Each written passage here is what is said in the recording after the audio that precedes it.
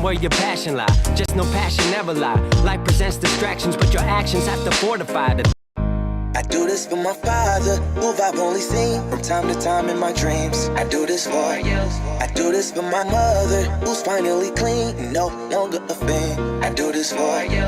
I do this for my sister, my wife and my kids, cause they part of the team. I do this for all the naysayers and haters who made me one of the greatest. I know it kills you inside, that's why I do this for you. I do this for my father, who I've only seen from time to time in my dreams. I do this for you. I do this for my mother, who's finally clean and no longer a fan. I do this for you.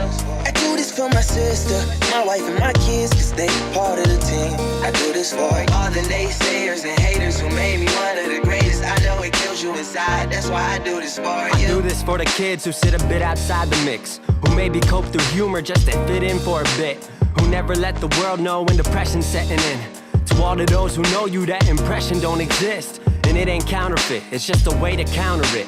I'm living things I dreamed about, I still encounter it. It ain't something that a cigarette or alcohol can fix, but all because of it, I flipped it quick, went on to write some hits. This a success, off another breath. This the first step in searching to be nothing less than be the best in what you do to prove their strength in being you. Learn so much in chasing dreams that I never would in school. Depends on where your passion lie. Just no passion never lie. Life presents distractions, but your actions have to fortify. The things that you believe in have to scream it like a battle cry, and leave the ones who didn't looking stupid while they're asking why. Couldn't lie, I really do this for the ones I love. Those who treat the music as a vice and lyrics like a drug. Those who need advice on how to lift their spirit high enough to break out of the box they make of lives they know aren't good enough. Just because it's how it is don't mean it's how it has to be. This is what the uninspired testifiers fail to see. Jealousy results from being that which others failed to be, and if it means you're not with me, that honestly sounds fair to me. I do this for my father, who I've only seen from time to time in my dreams. I do this for you. I do this for my mother, who's finally clean and no longer a fan. I do this for you. I do this for my sister, my wife and my kids, cause they part of the team. I do this for all the naysayers and haters who made me one of the greatest. I know it kills you inside, that's why I do this for you. Do this for my mother, she'll be working for the summer. Do this for my father, cause these days I often wonder what my life would have been like if I was not adopted. To grow up in a home where I was treated like a problem. I don't know, it's just a guess. Your guess probably good as mine. Lucky that I grew up in a home that wanted me to shine. Lucky that I grew up around some mountains we were taught to climb. Without that inspiration, I don't think that this would be my life. Do this for my friends who've scattered all across the country now. I'm out in Sweden walking back through life so I can write it down. Make a living off the sound, so crazy to say out loud. I'm the biggest thing since Travis Rice to come up out the town. Sorry, gotta stunt a little. Used to have my dreams belittled, but it's all a part of it. I know people's minds are fickle, lines between reality and dreams I blur like faded nights. Come up been so good for me, I wish that I could make it twice. I do this for my father, who I've only seen from time to time in my dreams. I do this for you. I do this for my mother, who's finally clean and no longer a fan. I do this for you. I do this for my sister, my wife and my kids, cause they part of the team. I do this for all the naysayers and haters who made me one of the greatest. I know it kills you inside, that's why I do this for you.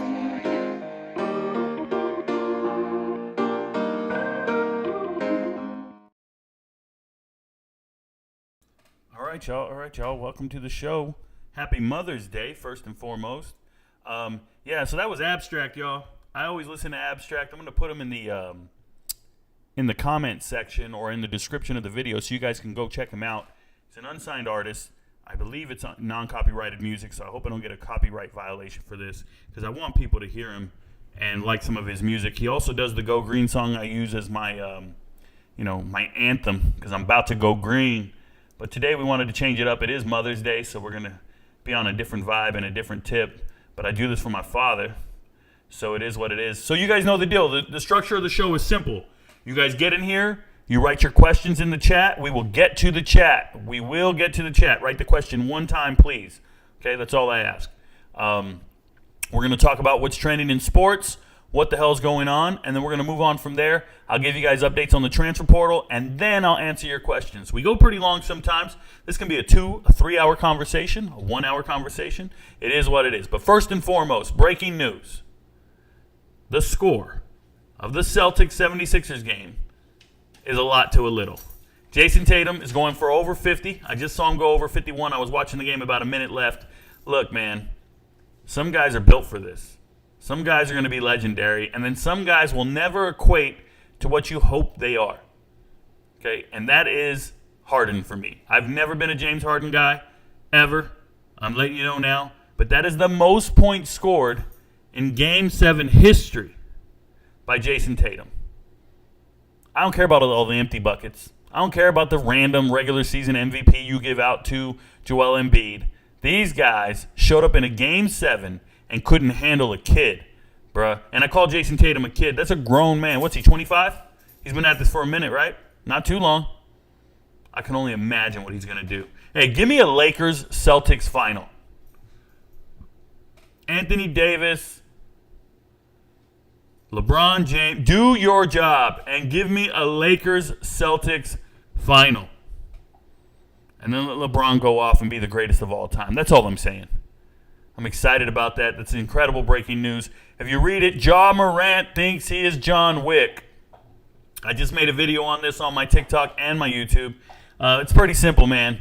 If you have a job and you work for a certain place, and I'm telling you right now, you don't want to follow the rules at your employer, you're fired, bruh. You're not here anymore. I would suspend that man for 41 games, half a season. I ain't playing. This was the NFL, and it was a 16-game season. I'm going 8 games. 17? All right, I'm still going 8 games. Baseball, give me 81. Give me half a season suspension just for being defiant. You know, when you tell your kids, don't touch that, don't touch that, they touch it. You do corrective training to them. You give them that spanking, that corrective training. You know, don't touch that. You spank their hand. What if they come back the next day? What if they come back the next day and go and touch it again? Just let me know how that works out for you. Now imagine you tell him, don't touch that gun. He loses $600,000 for touching that gun. He had an 8-game suspension, $600,000. Loses $39 million for not being on the first team or second team or third team All-NBA. So you're not on the All-NBA team. You lose $39 million because you wanted to play like you were John Wick in the strip club because you think you're Gilbert Arenas. And what happens? You just go for it. Yeah, let's double down, bruh. Let it ride. You guys ever seen the movie Let It Ride? Richard Dreyfuss? Richard Dreyfuss, Let It Ride. Insane, bruh. Just putting all your money out there and just letting it go again. Only this time he's not winning. This time he's losing. Just went for. They need to make a movie about this and show the spiraling that this man is doing. I'm suspending him, bruh. I'm suspending him. I can't handle it. I can't handle it. Blatant disrespect for your organization and for their rules. I was reading up rules because, you know, I'm just curious. I was reading up rules on UPS. I went to the UPS website, and the rule they have is you are not to make any sexual advancements while in uniform. I'd imagine that has something to do with the stereotype that the UPS delivery guy is bringing packages. Hey, ma'am, I got a package for you. For the stay-at-home wives out there. You knock on the door and there's this beautiful woman. No sexual advances can be made at work. Not against employees, not against fellow employees, not against customers. It's a rule. They have certain rules. And I'm telling you right now, the NBA has rules. They don't want thugs. They don't want the image of drug users, gun wielders, domestic violence. You know, I found this webpage. I'm going to show you guys something. I'm going to shrink myself a little bit. And I found this website. It's so amazing, this webpage. It's sad that it even exists. If you go to, here, right here you go, NBA players arrested for violence. I did a search. And as I scroll down, this is the NBA Crime Library. It is a database of every NBA player and when they've been arrested. And you go, October 18th, we got an arrest here. Charlotte Hornets, driving while intoxicated. Now, I don't know when was the last time they updated this. But as you go through this message board, it's everybody who's been arrested in the NBA. And I just started reading it, and I'm like, drug possession, felony drug trafficking. Shout out to this man with his 3 pounds. Driving under the influence. Felony domestic violence. You think they want this image? The NBA pays their players more than anybody. They're 50-50 in profits. NFL's 52-48. If you guys didn't know, the NFL, the players only make 48% of the revenue, of the profits. The owners get 52%. That's a huge amount. NFL, they take that 48%. They divide it by 32 teams. And then that whatever it comes out to, that's the salary cap. And then the players that's how they get their portion of the salary cap. That's how the salary cap's determined. That's how players get paid. The NBA pays better than every league out there. The contracts are fully guaranteed. And all they have is some rules you got to follow, bruh. Don't brandish guns. Don't be fronting and flossing like you're on Instagram Live. You guys, I'm in the Army. I'm an active duty member in the Army. Now, I'm a senior leader. We got rules. This is why I don't talk politics. This is why I don't put on my uniform and start having beef with politicians or certain laws that are created. Why? Because we have rules. They would come crashing down on me. I'm letting you know now. But you got to respect your employer. Morant does not respect his employer. And he also doesn't give a damn about money. He's made enough money. The only way to justify his actions right now are he doesn't want to be in the NBA. He doesn't want to be employed by the NBA. He's surrounded by the wrong people, number one. Whoever your boy is and got the camera rolling, why do we got a camera going? Because that's what you do. I have a camera going all the time, but I'm not trying to be an NBA basketball player. And I'm also not doing anything illegal or frowned upon by my employer. Real talk. It's a problem, bro. So shout out to Morant. The last thing I want to talk about before I get into the transfer portal, and remember, I do the transfer portal last, so I'm actually going to go to the chat, answer all your questions, then I'll go back to the transfer portal, and we'll give it a look. Or maybe I'll do transfer portal after I'm done talking about this. But, hey, Colorado, getting their wide receiver of choice. Javon Antonio was on a trip 2 weeks ago. And I told you guys, man, he's got offers from UConn and BYU. He's 6'4", 220. And, oh, my goodness, he commits to Colorado today. That's the wide receiver they've been looking for. They've been getting all these little fast guys. All these short, fast guys that can speed around 4.3 40s, 4.4. And all of a sudden, they get a 6'4 monster. Now, I went and pulled up his tape. I've made a video. I pulled up his tape, and I'm telling you guys, it just looks nice. He just looks smooth with it. Now, he's not as fast as all the others. But you need somebody to win those 50-50 balls at the goal line. You need somebody to go out and run that fade and get it done, right? So shout out to the young man for getting an opportunity. Coming out of high school, he was a tight end. So he was a 2-star tight end. 6'4", 215, and all the recruiting websites go, oh, yeah, he's not a very good tight end. He can't really block that well. And all he can really do is catch the ball. Well, newsflash, change the position. Change the position, and he's a baller. He had an offer from Purdue coming out of high school. You think Purdue knew what to do? I think so. I think Jeff Brom knew. Jeff Brom saw that man and said, yo, I can make you a beast. So he goes to Northwestern, FCS, out in Louisiana. It's a Louisiana kid. He doesn't take any of the FBS offers. Shout out to him for not chasing the first offer he got from an SEC school or an FBS school or a Power 5 school. No, he said, no, I'll just go right down the street, bro. I'll be somebody. And now he gets offers, and he picks Colorado? Whew. It's a great addition. Hey, by the way, I make an intentional error in every video. If you guys aren't aware, I make an intentional error in every video. And my intentional error was telling everyone that Colorado has signed 18, or I think I might have said 18 or 17 players in the spring from the transfer portal. The real number is 22.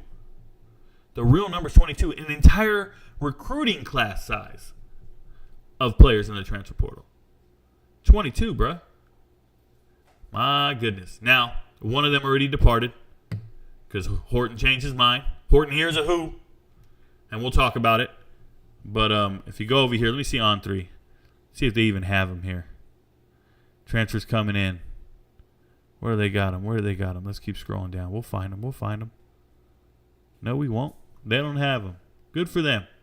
They either updated it or they were lazy and didn't have it. That's okay. Transfer's coming in. Let me see here. Yeah. These guys are never up to date. I don't trust none of these websites, just so you know. It's all good. Nonetheless. All right. So before I get into the transfer portal, and I'll pull up the Rivals tracker just so we can have a conversation and a visual. If you guys didn't know, this is usually what I do. I'll pull up the tracker right here. At this top bar, I'll talk about every player in this bar. Let me go back till we see somebody I haven't talked about on the live. You might have seen videos on these guys, but if I'm in the live and I have people who just watch my live streams, I want to make sure I touch on everybody. I think the last time I talked to you guys, we did talk about Jalen Key. Well, yeah, we're right around here. All right, we're good. So we'll talk about all these guys, but I'm going to go to the chat. Now, when I go to the chat, questions. You guys can fire away with questions and keep it going. Once we get through all the questions, I'm going to go back to the transfer portal. Then I'm going to go back to the chat, and then we're here. All right, y'all? So, do me a favor, guys. Keep it coming. Keep your questions coming. Keep the conversation going in chat. If not, you can be in receive mode.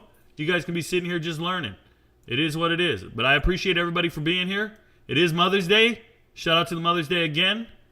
And let's see what we got. So, Rico, Big Dipper, shout out to you, man. What's up? Sorry about that. My dog is amped right now. And this is just the real life me, okay? Do you have any information on McCaskill? Big Dipper, I'm sorry. The man's name says Big Dripper. Big Dripper says, do you have any information on McCaskill? I do not have any additional information on Alton McCaskill IV. We do follow one another on TikTok, but I have no additional information. I apologize. You like the song. Shout out to you, Kim.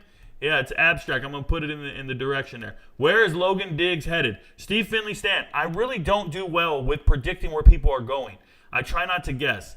So if I know, I'll tell you. If I don't know, we're done. The conversation's over. I don't know. But I can tell you he went on a trip to South Carolina. I can tell you LSU is leading according to all the crystal balls. Right? And that's not the coach at Miami. That's the crystal balls on these on these ridiculous websites. So Logan Diggs is going where he's wanted. He's going where he can get his biggest opportunity to carry the rock. That's how it is. Thank you for this. As a watcher in the Carolinas, go. And is that lightning blue? I don't understand. Thunder with a blue heart. Go. I don't know what that means. You're going to have to explain that one to me, Kelly Jones.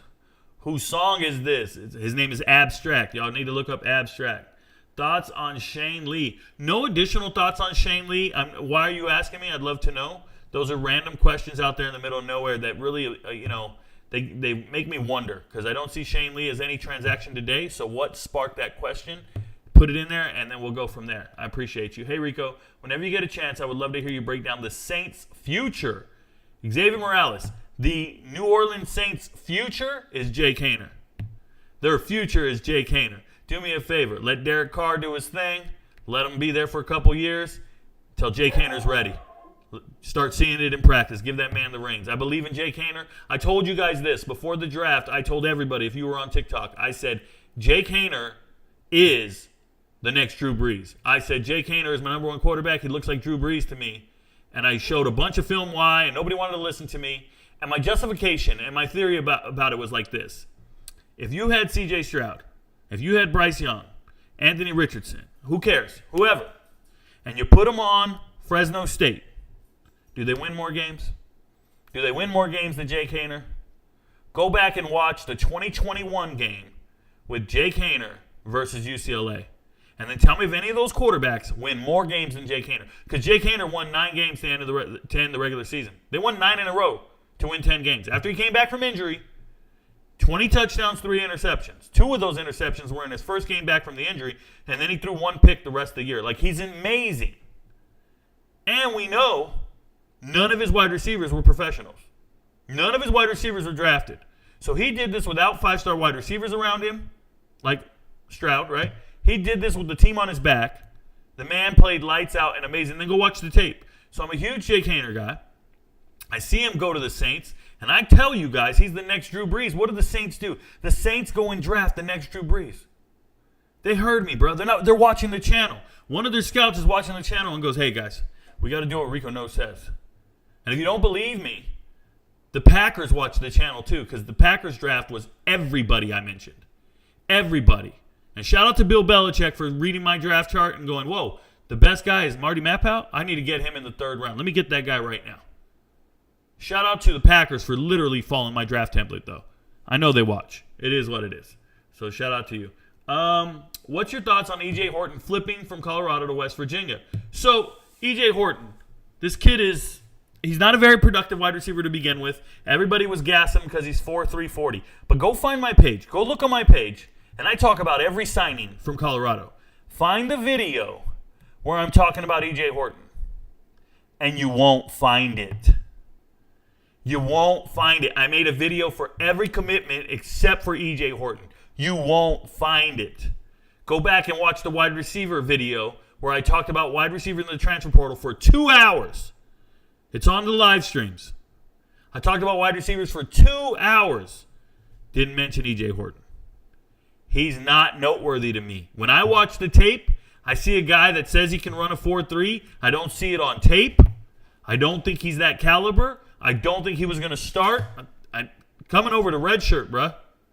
You're coming over to red shirt.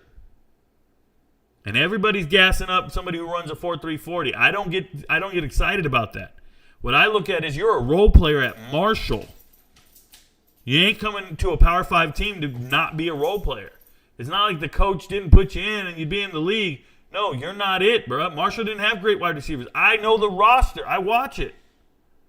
I'm there, bro. Gamage was better than you, and Gamage hit the transfer portal. I can do this all day. West Virginia needs wide receiver help. They got Polk from Kent State. They need wide receivers. Colorado doesn't need wide receivers. Loaded at wide receiver. Doesn't need them. If Caleb Mathis is redshirting this year, Colorado's loaded, bro. Because he's better than Horton, if you ask me. I'm just letting you know. So I'm not worried about the flip. Congrats to the young man for finding a team that he can actually play on. Hello, Rico. Can't play till after the All-Star game. Shout out to you, Don Player. Thanks for being here, brother.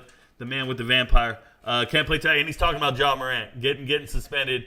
41 games. I'll see you after the All-Star break, buddy. Random question. No disrespect. Is basketball as good, famous as football? I love both, even hockey as well, and racing. Well, Kelly Jones, if you think about it, basketball is more popular than football because it's played in other countries. Football isn't played in other countries. Basketball is played worldwide. Basketball, it's more competitive in the Olympics. That's why football's not in the Olympics. It's a strictly American sport. So is softball. They had to take softball out of the Olympics because we were never going to lose a game because no other team even knows what the hell we're doing. They're like, what is this? How do we get pitchers that do what you guys do? This wind up and under. Jenny Fitch is out there looking beautiful and going, what? I'll never lose a game. So, yeah, football is strictly American. There's nothing like it anywhere else in the world. And then basketball is played by every country. And this is why it's relevant in Europe, in China, and there's leagues all over the place. So I would say worldwide, basketball is far more popular than football. Far more. And obviously more profitable in that regard. Their season's longer. They play more games. Their players are paid more. There's less overhead because you only have 12 to 15 guys on every damn team. Yeah, there's advantages to basketball. And you can't accidentally be good at basketball. There's a certain level of freakish genetics you need to have to play basketball. There's not a bunch of 7-foot dudes walking around this world. And even if there are, they're not good enough to play in the NBA. NBA is just so impossible.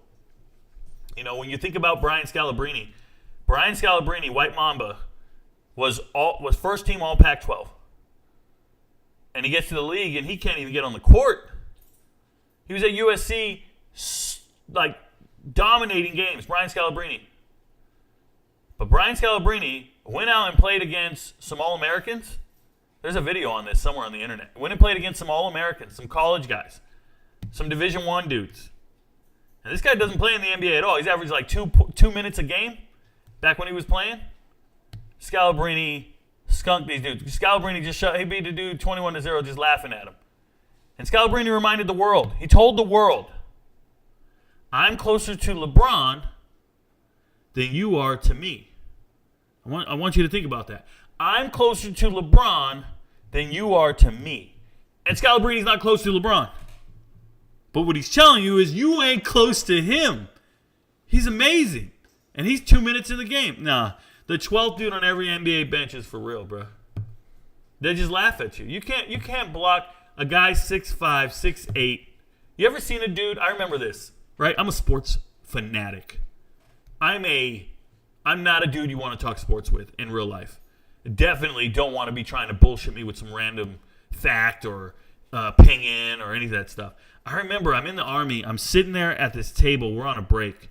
And this guy is talking. I'll never forget the guy. His name was Vig. Last name Vig. He actually got arrested for robbing a bank. Okay? Robbed a bank with a note. And he got like 5 years in prison for it. But we kicked Vig out of the Army. But back when Vig was in the Army, this white guy, he's from Connecticut. And we go play basketball. We get on the court for basketball. Now I'm 6 foot. I can dribble. I can play D. I'm really fast. I'm athletic. So we're playing basketball. And Vig is about 6'3", 180 pounds. And he's doing all these post moves. And he's good. He's in the paint and he's doing some post moves. And he says, I used to play at UConn. And everybody goes, oh my God, you used to play at UConn? And I'm sitting there going, okay. You used to play at UConn. And he's like, yeah, I played at UConn. And he starts talking about this because he's doing all these post moves. And he looks nice in the post. He played at UConn. Everybody's gassing him up. Oh, Rico, did you hear he plays at UConn? And we're playing intramural basketball against other units and shit on the base. It's a competitive tournament. But are you serious right now? You played at UConn? Then why are all your moves like a forward, bro? You're 6'3". You should be a guard. You should be hitting threes and dribbling. I said, who'd you play with? Deion Marshall? Rip Hamilton? What year? I know the whole team every year. What are we doing? Called this dude out on his bullshit. It was crazy. Yeah, some people don't understand. 6'3" is a guard in the NBA. You can't all be guard. You can't do it, man. You can't do it. This dude out here doing post moves, he's just unrealistic with what he was doing. You can't bullshit a bullshitter. I'm just sitting there like, what are you doing? So, yeah, more famous.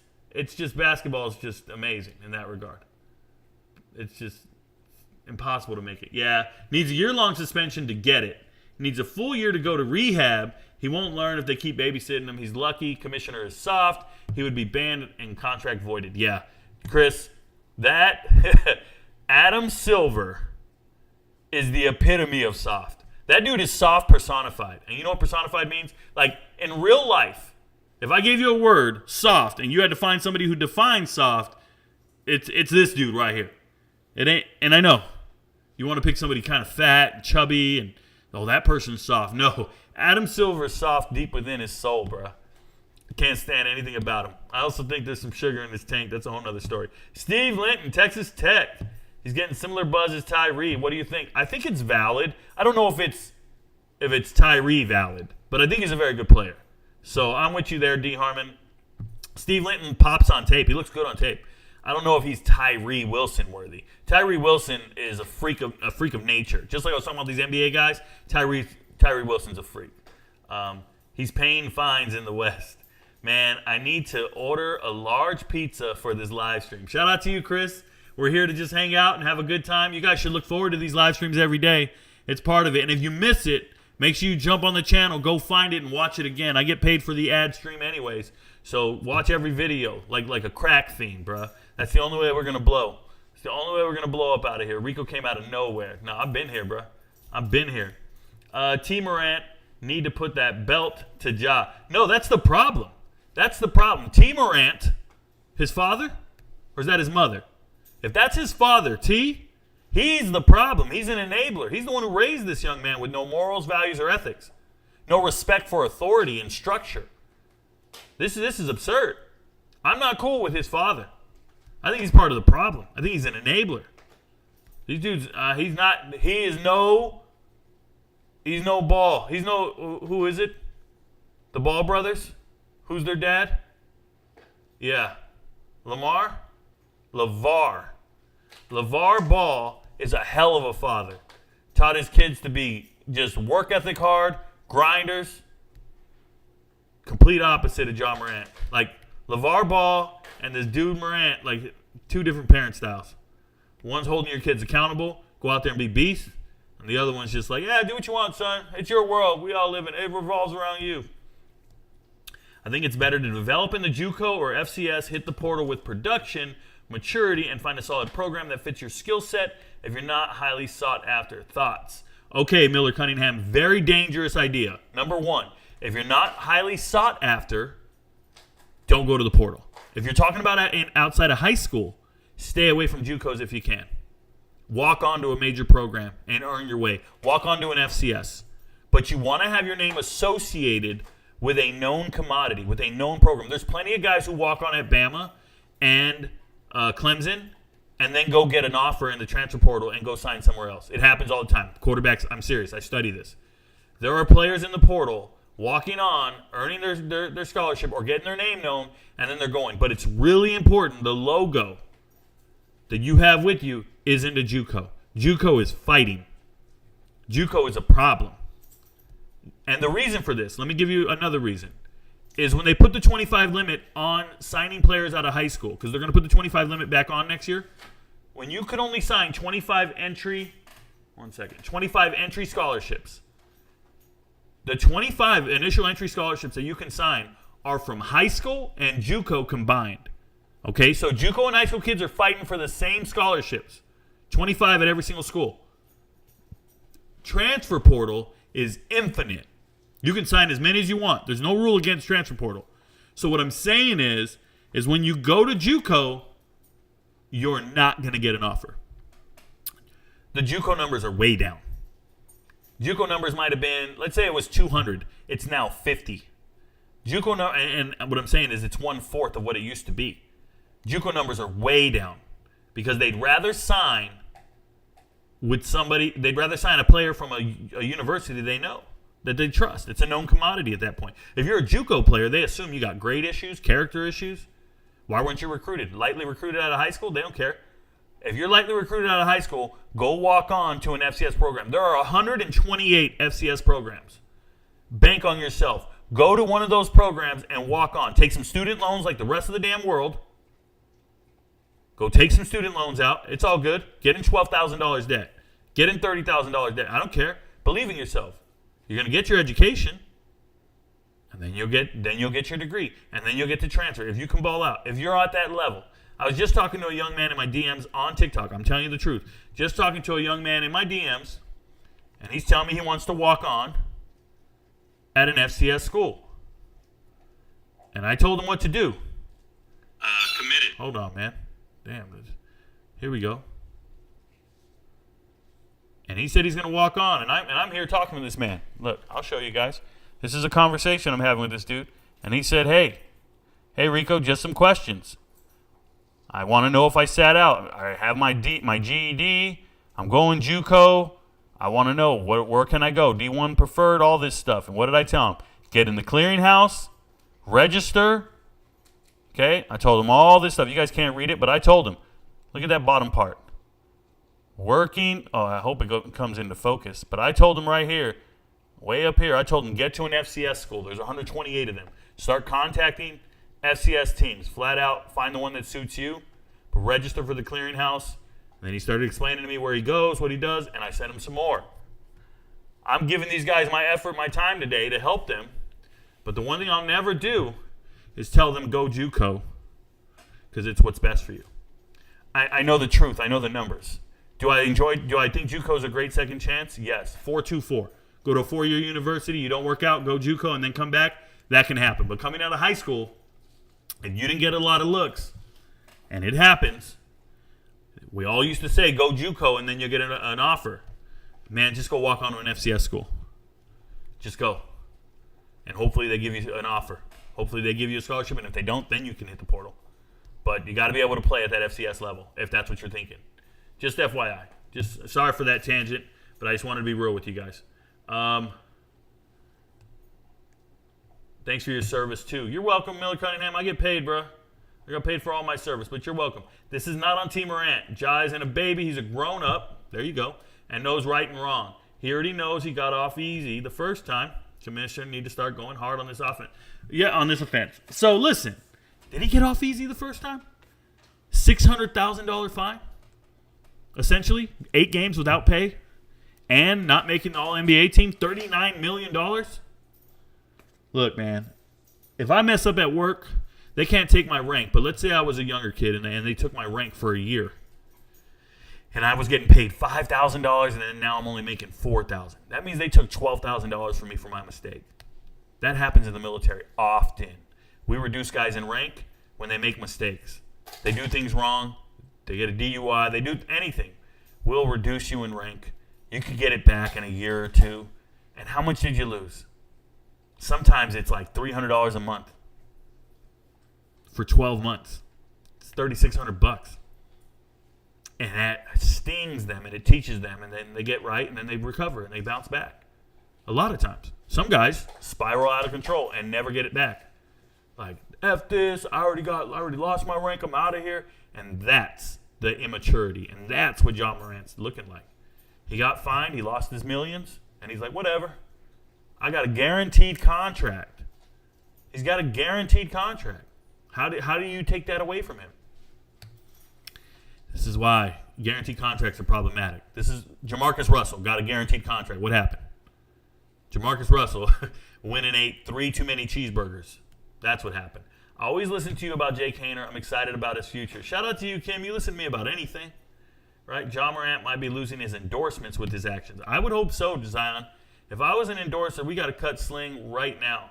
We got to get out of here. Can we finally put Hooks and MLC to rest with this last wide receiver? They missed the boat trying to be cute with CP. Angela McClain, I really think that MLC would be welcome back. I don't think Hooks is even a target. I really don't. I don't think Hooks has an offer. I don't think Hooks is anywhere on the horizon. Went to Utah. He's taking trips. He's getting offers. He's doing his things, but it ain't Colorado. Not that I've seen anywhere. But MLC, I think he'll be welcome back, just so we're clear. E.J. Horton was a burner, and that's about it. He won't be missed because he didn't produce at Marshall. Don't let the narrative change. Zion, you and any other Colorado fan better not change your narrative now because he decommitted. I stayed consistent. I'm telling you guys, everything I do is in writing. Everything I do is recorded. Go find where I was gassing him. Now, Zion, I know when you were gassing him. I know a lot of you guys were gassing him because he's a burner, he's a speedster. We got another 4-3. I remember coming in and seeing it in the chat, and I ignored it. I read over it. I read past it. I said, oh, yeah, they got that guy. So like Russ says, please don't flip. That's all I'm saying. Don't flip. Don't change your mind now. Rico, true. Hey, what up, Mike? Good to see you again. Mike's flipping houses in South Dakota, by the way. Welcome back to the show, brother. Good to see you. Appreciate you. Chris E., true. No need for Hook or any prima donnas playing portal games. Colorado has all the receivers to win now. Chris E., these players are not prima donnas playing portal games. They're not, man. Don't do it. They have every right to pursue every opportunity out there. When you're at a job, sometimes you don't like your job. Sometimes you go to work and you don't like your supervisor, or you don't like what you're working with, or you don't like somebody you work on shift with. And then you go to Indeed.com and you look for a different job. You don't always get it. You might go interview, but you keep your current job, right? Are you a bad employee? Do they not want you anymore? Sometimes you get in it. Let me tell you, the most inconsistent thing in this world is an 18 to 23-year-old man in a relationship. Shout out to 18 to 23-year-old Rico and anybody else out there who was dating a girl, and every time you were walking around with her, all you kept doing was looking around for the next best option. All you did was kept looking for your next move and your next move and your next move. And you promised you'd be back, and you didn't come back, and you promised you'd call her before you go to bed, and you didn't, and you changed your mind. Just this inconsistent. This is what young men do. They make poor decisions. They're not, ironclad commitments. So why would we apply that to anything else in life and assume it's not going to go that route? So these young men, they change their minds all the time. One day they want to be at school. One day they want to go to a different school. They see it. They're chasing NIL lucrative dreams, chasing promises. But if you saw the interview, right, with MLC when he was talking to Shador, and he said, hey, this time when the teams talk to me, I know what it is. They can't pull the wool over my eyes. Like, they can't trick me. They can't be out there just selling me on false promises and stuff. Yeah, we all think that too, right? This time, I'm going to pick a girl without any red flags. This time, I ain't getting played. This time, I'm not going to, and the women do it too. I'm going to be with a good man. He ain't no liar. He ain't this. Like, are you sure? Why does he keep locking his phone? Why does he go to bed with his phone in his pillowcase? That's wild. I know dudes that go to bed with their phone in their pillowcase because they can't put it on the nightstand. That's a crazy life to live, bro. So, yeah, they're just inconsistent kids. I'm not holding it against them. He can go anywhere. He's not a prima donna. He's just an immature, growing young man. It happens. It's everywhere. Trust. It's everywhere. I'm not going to judge him like that. I'm just keeping it real. New to the chat, you speak with conviction and authority. I dig it. Shout out to you, Al Green. Please don't sing me any songs. Thanks for being here. I hope everybody digs it. We're going to blow. We're going to keep growing. You like my comment about the NBA draft? So will you be discussing it on your channel? Just curious. Thanks. Connor, you asked me about the NBA draft. You said, I know it's not your niche, but are you going to talk about the NBA draft? Hell yeah, I'm going to talk about the NBA draft. Here's what I'm going to say about the NBA draft, though. It doesn't matter. There's only 13 picks in the lottery. No one else cares. Second round's not guaranteed. None of these guys make the damn team. The NBA draft is just ridiculous. There's only about 8 guys anybody wants to draft. So shout out to them. I'll talk about it. I'm never right. There's certain players I like that never make it. I'm a transfer portal expert. I can talk circles around college football, NFL football. I know all the players. I know what I'm doing. NBA. My goodness. No, I got the winner in March Madness. My bracket. I picked UConn. There's videos of all this stuff. Rico knows. I got 99 percentile. I'm there. But NBA, the draft, man, I make assessments of some of these players sometimes. I remember there was this guy, Law. Was it AC Law? AC Law played at Texas A&M. I swear to you, he was the best player I'd seen in years. Am I getting 2 names mixed up? Texas A&M, basketball, Law. AC Law, yep. Dude, this was the truth to me. AC Law was the truth. What's he doing today? Is he still playing? He's 38 years old. He ain't playing no more. First round pick, 11th overall. AC Law. This was my guy. I said, man, he's going to be somebody. What are his stats look like? They ain't got no damn stats here. 2-time EuroLeague champion, Greek League champion. This dude ended up overseas. Oh, I'm sorry. You guys can't even read it. AC Law. Atlanta Hawks for 2 years. Golden State. Bobcat. This dude was nowhere. Changed his number 5 times. The man was wearing 55, bro. Now he coached for a year. I loved AC Law. I can't even give predictions on what's going down in the NBA draft. I know who the players are. We can talk about it. What they do in college, how they project in the NBA, forget it. I ain't no expert in that regard. It is what it is. Hey, Rico, that John Wick AVI is funny AF. Thank you very much, Clutch Vibes. Make sure you hit that like button. Shout out to Kim. Do your thing. With some of the big-name tight ends in the portal committing to other schools, who do you think is a realistic target for Colorado right now? Jordan Smith, I think none of them are a realistic target. There's no big targets in the portal that want to go to Colorado at tight end. These players are leaving their previous schools for playing time or for the opportunity to catch passes. Neither one of those are on the horizon for Colorado. Now, Connor Galbraith, the kid from the Juco, everybody's talking about it. Look, any tight end out there that can block is probably prime for Coach Prime, pun intended. So there's not really many other opportunities. I did an entire video about all the tight ends in the portal. I included them on my wide receiver list, and everybody goes, well, what about Elijah Brown? What about Elijah Brown, the tight end that just left Alabama? And I'm like, well, he was third string and he lost his job to C.J. Dippre, the backup tight end from Maryland. So he's not any good. And I went down the whole list, and there's not many tight ends out there. There just isn't. There's not a lot to choose from. Slim pickings. I'm sure the coaching staff is looking for them. I can go dig around and try to find only tight ends in the transfer portal that appeal to Colorado, but I just don't think it's a realistic thing. Now, they could sign one tomorrow. Prove me wrong. But here's the thing. I haven't seen a tight end outside of Landon King, who just Auburn, right, just committed to Utah. I haven't seen a tight end come in for any other trips. You got Galbraith got an offer, but coming in for visits, what do we got? What are we talking about? So, yeah, I got nothing there. I apologize. Yeah, college game, way different than the pro game. But yes, any bench warmer in the league would kill a Division I starter. For the most part, yeah, Andrew. Remember, Division I starters, there's 300 Division I schools in basketball. And I just told you only 13 make it in the league every year. There's just so many good players in the NBA, and they're there for so many years. They only add 1 or 2 guys every year. There's only 2 rounds. And the second rounders don't have guaranteed contracts. And half the teams don't even want to pick guys in the first and second round because they already know there's no one in the draft better than anybody on the roster. They're like, we're going to trade our pick for next year. We're going to trade our pick. They're always trading back. They're always trading their picks. In the NBA, it's different. You can trade 100 picks. It don't matter. Well, you need a superstar. You need a player. And you know whether or not the guy can play. It doesn't matter. Take 3 first-rounders. They don't care. Why? Well, if the first rounder isn't in the top 10, then he's not going to be a starter for your team. He's just some random dude. So you got to get lucky. Please, I wish they would. Angela. What are you talking about Angela for? Oh, when Angela said hooks in MLC, I wish they would. I wish they would put a stop to it and ignore him. White Mamba was a bench role player in the league. Exactly. And he's a beast on the court if you ran into him on the street.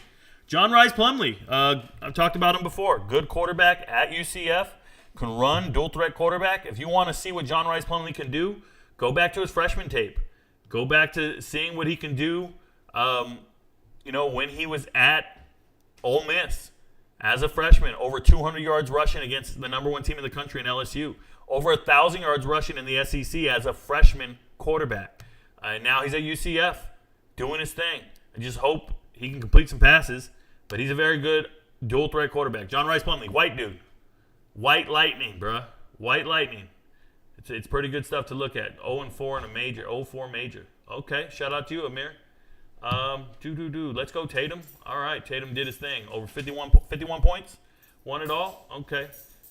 Hey, Kim, you don't got to delete that dude's comments. Just mute him. Just mute him forever. Whoever it is, just get him out of here. It is what it is. I see a lot of haters. Don't worry. Coach Prime will leave y'all in the dust soon with dusty mouths. Ooh, gross. Keep your mouth closed. Yo, Rico, what do you think about Sam Jackson, son of TCU transfer? Okay, you didn't mean to put a space in there. Sam Jackson the 5th, by the way. TCU transfer to Cal. Do you think they can be a bowl team? Wow, a bowl team. Let me go look at their schedule before I say they can be a bowl team. So let's go look up at Cal's football schedule. Let me make myself a little smaller here for you guys. And we'll go California football schedule 2023. And here we are. And we don't click on any of these. We go straight to the ESPN. It's user-friendly. Click on it. And let's see their schedule. Here it is. And let's scroll it a little bit for you guys at home. I can see Cal beating North Texas first game of the season. North Texas lost all their good players essentially in the transfer portal. They have a new coach in Eric Morris coming over. He was the offensive coordinator at Washington State, former head coach at UIW. So they got a new quarterback. Gunnar Nelson is going to be the starting quarterback. Or did he just transfer out of there? He transferred out of there. He went to Sam Houston State. Who's their quarterback? Chandler. It's the kid from ULM. Forgetting his name. Hey, let's go over here and find him. Oh, not there. Doesn't matter. Cal's going to win that game. I see Cal losing to Auburn. I do. But I like Sam Jackson. They're going to beat Idaho. Idaho's a good team, though. Don't get it twisted. They're going to lose. So what do we got? I'm looking for wins, right? 1, 2, 3. I got Cal winning 3 to 4 games max. They're not going bowling, bro. They're not going bowling. They have no business playing Auburn in the preseason. They need a win here. They need a different team here. Your non-conference game needs to be somebody else. You can't do this. These are loaded teams in the Pac-12. They have a murder's row in the Pac-12 of teams. Nah. Not happening. Cal's winning 4 games. And I like Sam Jackson. By the way, let me go back to that. What do I think of Sam Jackson as a quarterback? Sam Jackson is a very good quarterback. I like him. Leaving TCU, being the third-string quarterback at TCU, there's no shame in that. They had Duggan. They had Duggan. They also had Chandler Morris, their starter. So it is what it is. But Sam Jackson looked great in the spring. Looks like a great addition at Cal. Cal's got a great coaching staff. They really do. And they won the spring transfer portal. Let me get that out there right now. They won the spring transfer portal. They did extremely well in the spring transfer portal. They got 5 starters that I counted in the spring alone. They didn't do well in the winter, but spring they knocked it out the park. But I see them struggling. Coin toss with Arizona State, Washington State. They're going to beat Stanford again. This is why their coach never loses his job. And maybe they can beat UCLA at the end of the year, but I'm saying four games. So it is what it is. Might be moving to Mobile. Any names on South Alabama to watch? Yeah, like when you go to South, they got a running back. They got a really young running back. Let me show you guys. South Alabama. Not their football schedule. How about football stats? They have one of the best young running backs in the entire country. And nobody talks about him. Because LaDainian Webb here, 1,000-yard rusher. Oh, let me shrink it for you guys. My bad. Sometimes I forget you guys can't see what I see. But LaDainian Webb here, 1,000-yard rusher, 5 yards a carry, 13 touchdowns. One of the very best running backs in the entire country. And when you click on this young man, where's number 3? 5'7", 208 from Alabama. Fun to watch. If you want to watch tape on somebody, watch tape on LaDainian Webb. I watch a ton of South Alabama tape. They're just worth watching as a team.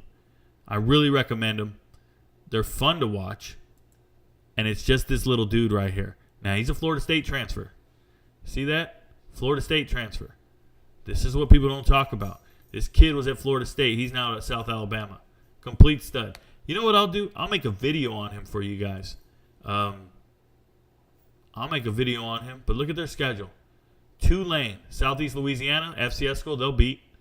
This is a tough game. This is a tough game. They got a tough game, but look at that. 1, 2, 3, 4, 5. I see them borderline bowl games. Borderline bowl game team. I'm serious. They're going to make a bowl game, but they picked out some really tough teams out here in the non-conference to play.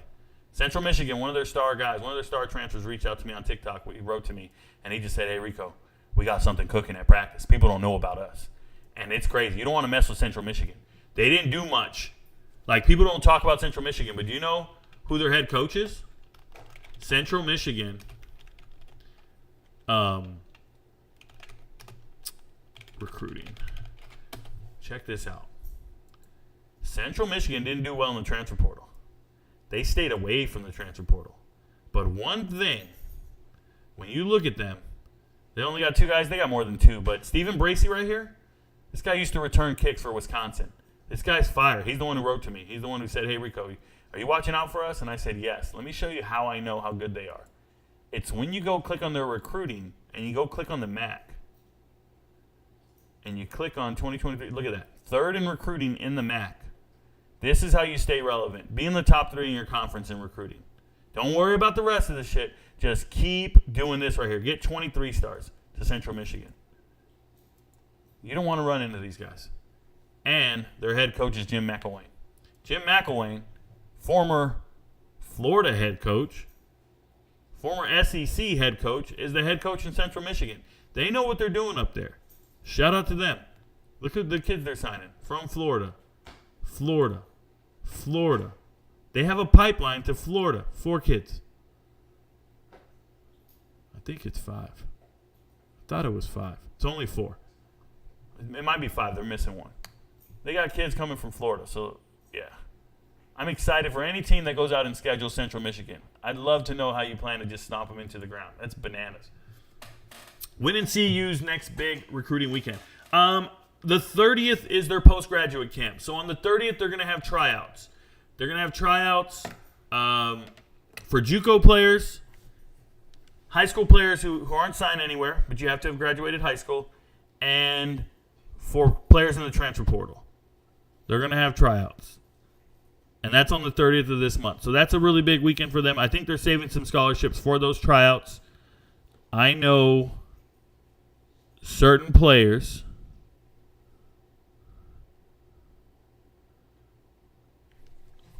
if I can show you here. This is a particular player. Oh, man, I wish it would come into focus. But he's going to be at the tryout. I think it says Colorado in the middle of the screen if you guys see it. Right there, it says Colorado. He says, hey, I'm going to go to Colorado and try out. I already got an invite to the postgraduate camp.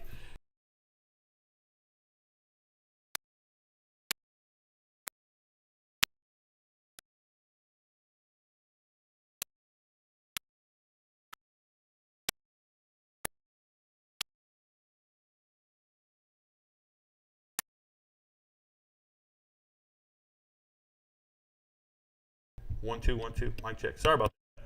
I think I was cutting out.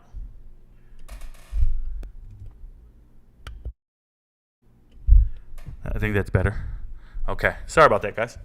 Sometimes I can see my bar. Nonetheless, I think the 30th is the next big recruiting trip, so we'll go with that. Jordan Buchanan is taking his good old time. What's that boy waiting on? He's waiting on other offers. He's got other offers, taking other trips. They can only go on trips every other weekend. You know, he can't travel during the week. He's got schoolwork and stuff, so give him some time. Be in no rush. There's no point in signing today versus signing 2 weeks from now. It doesn't change anything. You don't enroll in school until after the semester anyways, so it's not a big deal. If he's here today or he's here in 3 weeks, it's no big deal. Doesn't matter. Doesn't make a difference at all. Just so we're clear. Gil lost $10 million for his first gun mistakes. Yes, he did. Gilbert Arenas, yes. Rico, thanks on the info on Gary Bryant Jr. Loved him at SC, but the new roster is so deep that it makes sense for him to move to Oregon. Good luck to him, and thank you for being the real deal. Thank you, Jeff. Thank you for being here, brother. Yeah, I made a video talking about Gary Bryant Jr. I'm going to get into all that on the list. But, yeah, leaving USC, going to Oregon, no surprise over here. Great get for Oregon, probably the third best wide receiver in the transfer portal for Oregon, and probably going to be their third leading receiver going into the season. So he loves to be back on the field in the rotation, probably going to get 30 receptions from Bo Nix, a quality quarterback, good wide receiver. Shout out to him. 1 second. I got to see what my dog's chewing on. Baby, what are you eating? She's eating something. She's going to town. It might be one of my shoes. Nebraska has the walk-on program going again. A couple win scholarship offers just walked on and committed this week. Woot, woot. Shout out to you, Mike. Yes, there is a walk-on program at many schools. There's a lot of walk-ons that are warranted to go there. You know, there's a transfer leaving Notre Dame, and he's going to Nebraska to be a fullback. I'm going to talk about him at some point. And he was a former walk-on at Notre Dame, but he's from Omaha, about, northeast from Lincoln. So shout out to him. Jamarcus Russell couldn't stop eating fast food and sipping that scissor. Yep. But here's the thing about that. It's because it's guaranteed money, man. It's because he already made his $35 million before he ever showed up. You give me $35 million? You guys understand how much $10 million is? Like everybody says, a good paying job is a $100,000 a year job. If you make $100,000 a year, you can make a living and live very comfortable if you make $100,000. That's what everybody says. If you stay within your means, right? Now, imagine making $100,000 a year for 100 years. You don't even work that long. You don't start working until you're about 20. You start making $100,000 about 30 years old. You work for about 20 years until you're 50, maybe 60, 30 years tops.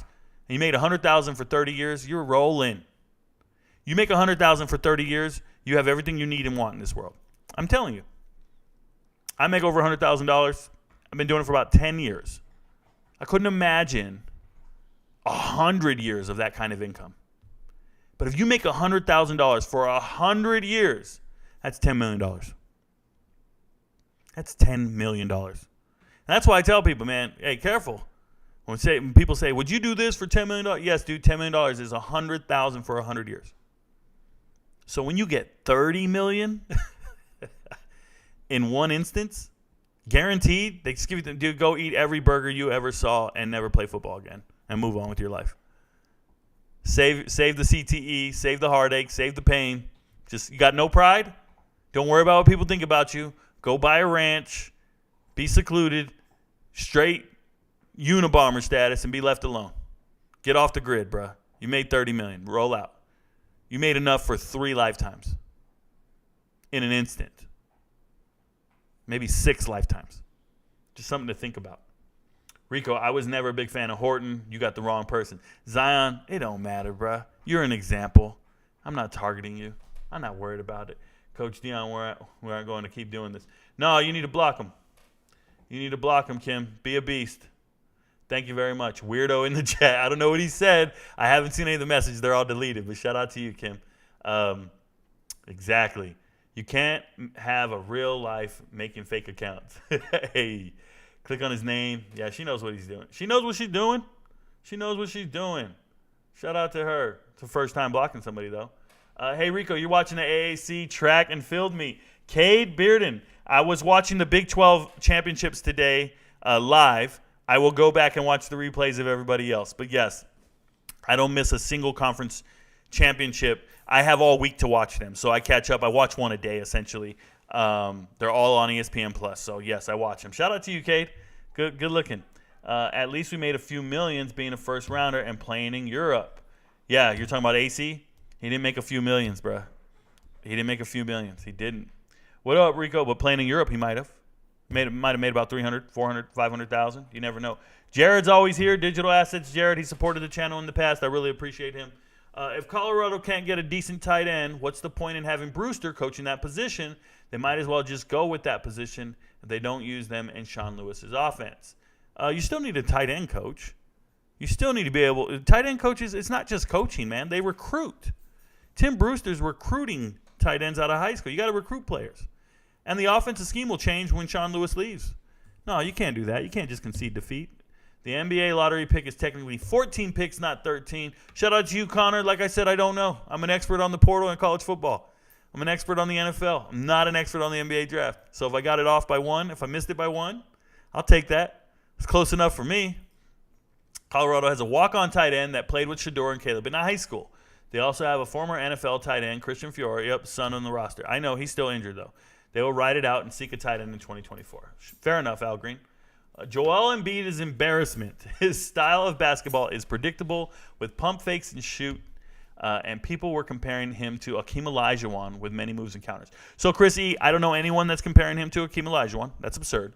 Hakeem the Dream is the real deal, and Joel Embiid, for me, is not a good player. I don't like him. Did he win the MVP? I don't know. I didn't vote. Give me a vote. I'm not voting for him, just so you know. Colorado needs to find a better kicker. This is true, Mike.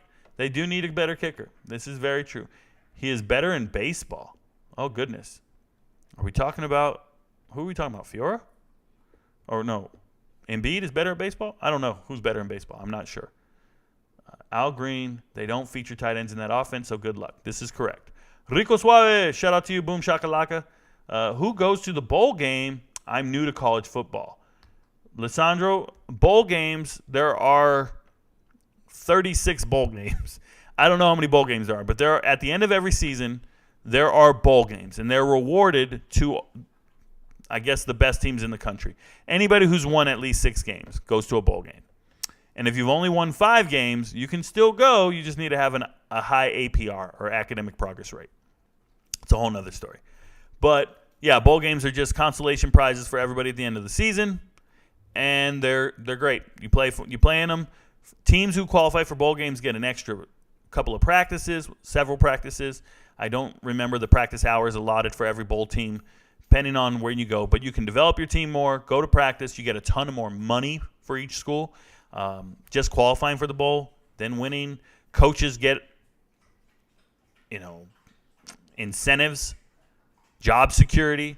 Bowl games are essential to your final ranking in the final poll, which is great in the offseason when you're trying to go into living rooms and convince players to come play for you, because then you can walk in and say we're a top 25 team or we're not. Bowl games matter in that regard. So that's what bowl games are. Mike Mata is the answer, sir. Mata is the answer.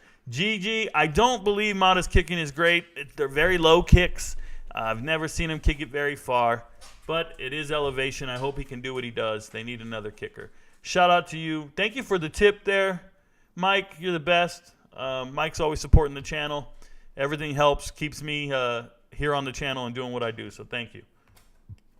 Mute. Chrissy, what games were you watching? Mata was a beast at JSU. I think we need to use different definitions of beast. Hey, Rico, do you evaluate character concerns on a player? Which ones will carry over with the player and which ones can be left behind? Randy Moss, who hit? And then guys like Justin Blackmon. If it was that easy, then I'd be a gazillionaire. I'd be invaluable to every team in the country. Unfortunately, evaluating players' maturity and their character concerns is next to impossible, especially via huddle film. This is why high school recruiting is so essential. You can see the huddle tape, you can see the highlights, you can see the kid on the field, but you need to go out and talk to his coaches, you need to talk to his friends and family, understand his morals, his values, his motivations, and you still get it wrong. You still don't know they are. Hell, the NFL gets it wrong, and they have whole sections for scouting, and they go out and do investigations on guys before they invest millions upon them, right? This is why I'm anti, who's the kid from Georgia this year? And everybody was like, oh, we need to get him. He's the best defensive lineman in the draft. He's the best player. He's the best player. And I was like, I'm not drafting that guy under any circumstances because there's character concerns there. There's integrity concerns. Lying to police officers, evading police, leaving the scene, coming back 2 hours later. All of this is bananas to me. It's so impossible to project this. I want to tell you guys, I equate it to picking a spouse. I really do. When you try to find a young woman or a young man and you're both 20 years old and you get married, all you're doing is trying to guess if you're both going to mature together, if you're both going to grow together at the same rate. And you're saying, hey, man, I bet you we're not going to outgrow each other. I bet you're not going to change your interest and your preferences for a partner.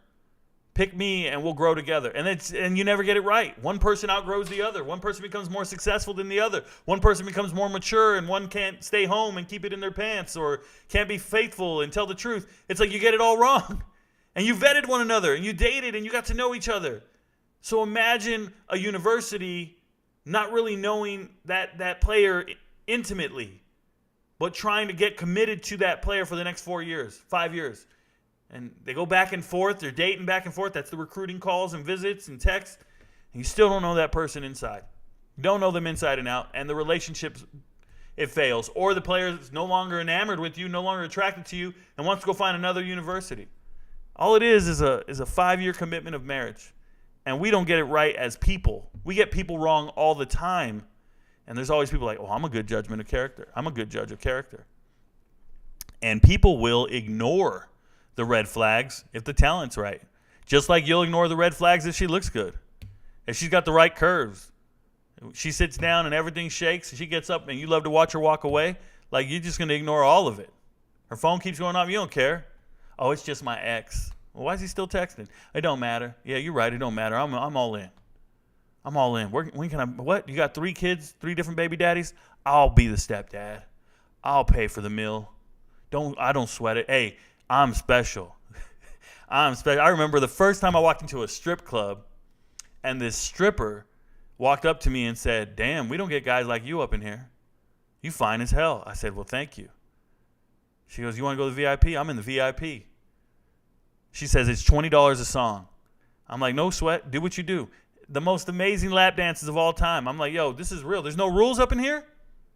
We're really doing this? There's no rules? She's like, no rules. You can do whatever you want. I'm going to do what I want. I'm like, yo, I am the luckiest guy alive. She goes, hey, Rico, you mind giving me a ride home? I'm like, no, I don't mind giving you a ride home. She goes, okay, because I need a ride home. Because my ex and we broke up, and he took the car. And I'm like, okay, cool. You need a ride home? So I'm talking to her. Never mind, it's $20 a song while we're talking.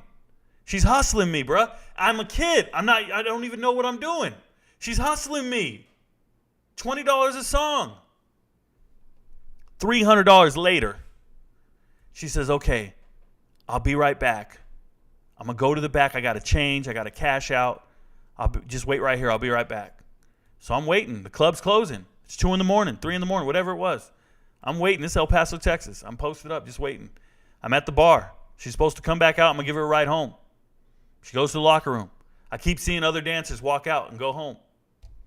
So I'm standing there. Finally, bouncer says, hey, bro, we're closing. You got to go. I said, no, I'm here with Crystal. I'm giving Crystal a ride home. He goes, okay. He goes, hold on, I'll be right back. He walks into the locker room and comes back. And he goes, hey, Crystal left, man. She's not here. She went out the back door with $300 in mind with some made-up story about a boyfriend not doing this. She already had a man. That dude was picking her up. She was hustling me with everything she's got. We don't know how to read people. Some people are in this game, they're hustling, and you got no clue. And you get it wrong all the time, y'all. Get it wrong all the time. Shout out to these players for pimping out these universities and vice versa. It's a struggle. It's the hustle. It's the life. I'm just being real. I'm just being real with y'all. I saw him at Colorado practice and tapes. I don't think he's the answer. They need more kickers just in case he don't perform. Fair enough. Y'all got him confused with Jace. Get your facts straight, respectfully. So, no, Jace has the big leg. He's got the big leg, kicks it deep, but he's not accurate. Mata's extremely accurate, but doesn't have the biggest leg. Mata's kicks are very low. This is why they get blocked. They don't have the right elevation. I've evaluated both kickers as well. So, GG, I'm with you. He's missed 2 games and they were blocked. He's missed 2 kicks and they were blocked. Yeah, they're blocked because they don't get the right elevation at the line of scrimmage. Remember that. Mata's a beast. He's never missed that in prime. Not going to have to kick 65-yard field goals. Remember, Mata's long is 45 yards, guys. Don't get it twisted. His long's 45. I watched him kick in high school at Buford. I watched him kick in person. I know the kid. I know the kicks. Not only did I watch tape, I've seen him. Notre Dame recruiting for 2024 has been impressive. I don't know who's behind it. I know Rico doesn't care. Just saying. Shout out to you, Mike, for knowing I don't give a flying flip about recruiting. It might be impressive. I'm going to say, their coaching staff is behind it. Marcus Freeman is a hell of a recruiter. If he wasn't a great recruiter, they wouldn't have kept him in the position. So shout out to Marcus Freeman for doing his thing. What makes you an NFL and college football expert? What are your credentials? Brandon Smith. My credentials are, I was a sports writer in the early 2000s before I joined the military. But my credentials are, if we sat down and had a conversation, so I'm a journalist, got it. But more importantly, I literally know more about every player in the portal and in college football than any single human being, I promise. It's just, I'm just sitting here. I'm just a machine. You got to watch the content, Brandon. You got to watch the content and be like, oh, how the hell did he do that? I talk 2-3 hours straight about college football players, and you have no clue what I'm talking about sometimes. Because I'll be like, oh, yeah, that guy did this. It's just my ability to retain information. It doesn't resonate with everybody. Some people are doubters. Some people are haters. But I'm still here. It's still relevant. Promise. But if you know of an NFL or college football expert, point them out. Point them out, and I'm gonna obliterate them. It's just the amount of effort I put in. That's what it is. Lakers are going to lose this series. Shout out to you, Tree. They're either going to lose or win. You got a 50-50 shot. Tomorrow, tell me they're going to win it, and you'll be right. Mata good for 55. Okay. The UCF quarterback is better in football. Oh, better in football than baseball. I'm with you. You mean baseball. I got you. John Rice Plumlee's a better baseball player than he is football player. Well, all I know is he's a hell of an athlete. Thank you for the tip, Mike. Really appreciate it, man. Good coaches will feature the best players. Typically, Justin Blackman couldn't stop smoking that weed. And all his employer wanted him to do was stop smoking the weed. That's it. If your employer says stop smoking the weed, you make millions. Justin Blackman can play some football. And you know what's crazy? Justin Blackman, who is his position coach? Does anybody know? Do you guys know who the wide receivers coach was at Oklahoma State at the time?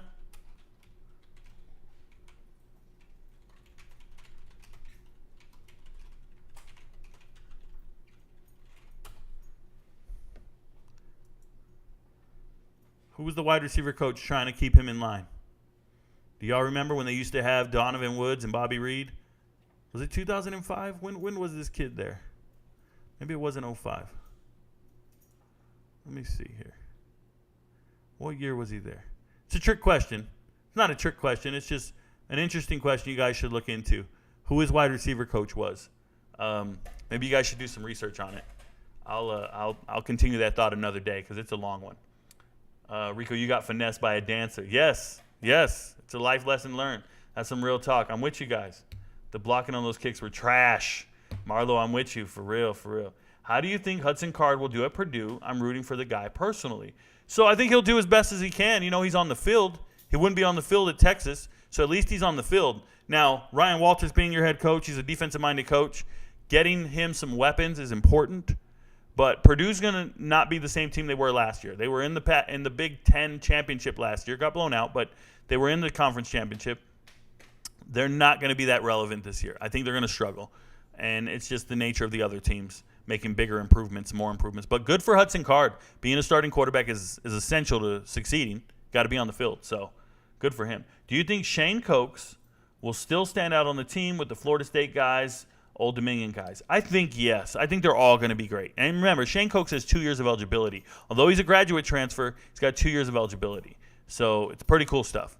I'm with it. I like the guy a lot.